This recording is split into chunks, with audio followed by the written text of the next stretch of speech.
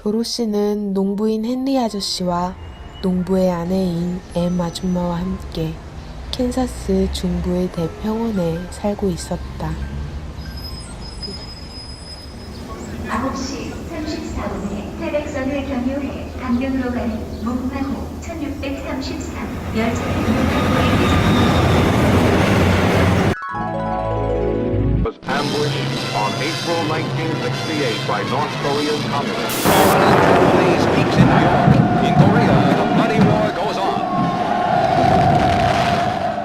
Handshakes replaced 6.5 decades of tension and sporadic gunfire along the Demilitarized Zone this year.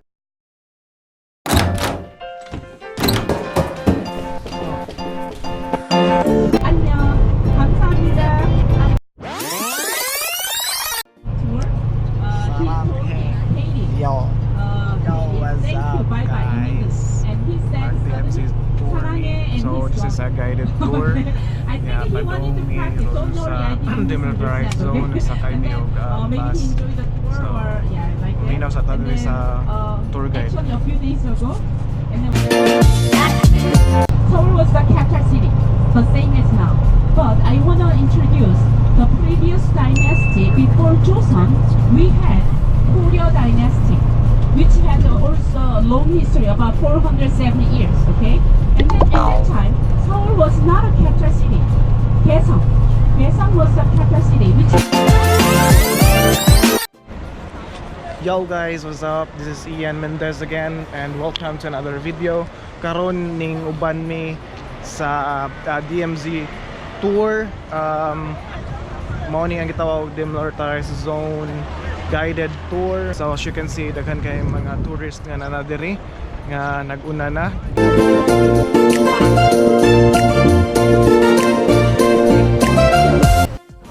So according to our guide, Korea country is one during that time, but then during Japanese occupation, they are occupied, they are invaded for 35 years by Japanese, and then during World War II, in the Japanese napildihan Japan sa World War II, kay dito na nagsugod sila og buwag because Russia and US wanted to split the country into two. That's why karon divided na into North and South Korea. So first stop day namo sa among tour karon kay mo ni ang gitawag og Freedom Bridge.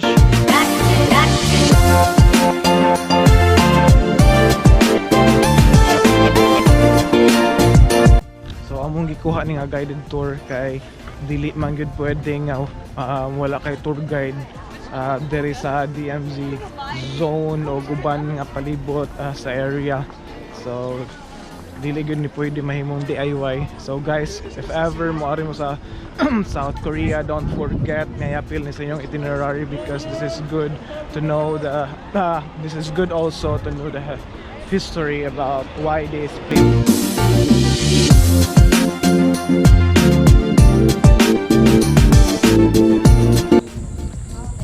According sa among guide, during 1900s katong na split ng North o ang South Korea. So katong great grandfather ni Kim Jong-un kay ganahan siya nga ma-unite ang North ug ang South Korea. So that's why with the help of Russia, ilahang finance ang North Korea to attack South Korea for just 3 months kuno kay nakuha nila ang South Korea. So right now padung ta sa second destination. So padung ta sa Observatory deck. Okay. Oh, you're so lucky. Very clear view today. Oh, yeah. I think one of the top 5 or 6 clearest view this year. Very nice. Okay, yeah.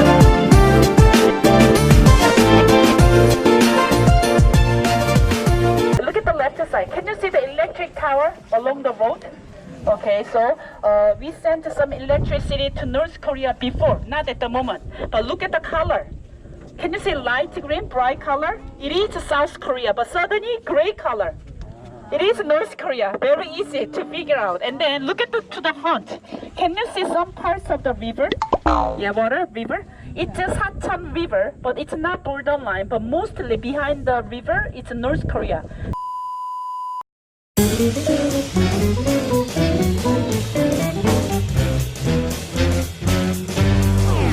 Yes, it's a good day. We passed by Unification Village, and then you visited the Observatory, tunnel, and we are here now. Jorasan. San is a mountain.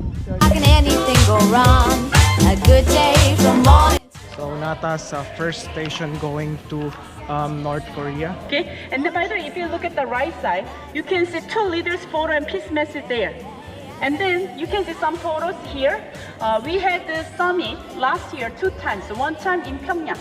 And then the other time September, April, and September. Then look at the railroad map there. One is there and the other one here. Okay, as you can see, Mongolian railroads, Chinese railroads, Trans-Siberian railroad, they are all connected. That's why in the future, we can visit North Korea, China, some European countries like Germany and France and Italy, we can visit. But I heard it's not express one. It takes a few weeks. Okay? It's very slow. This is the wife of Kim Jong-un. Wife and South Korean president wife. Ah, Two right. lady. How old? Kim Jong-un's wife. Wife? Yeah, wife. How old? I'm not sure the age, exact age, but younger than Kim Jong-un is late 30s.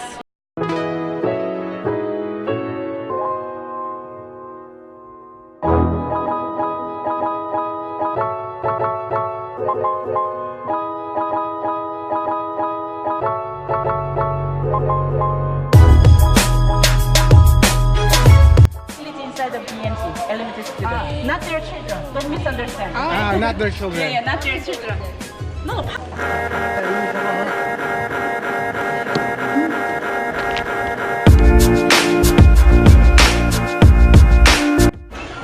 Guys just got back from the tunnel.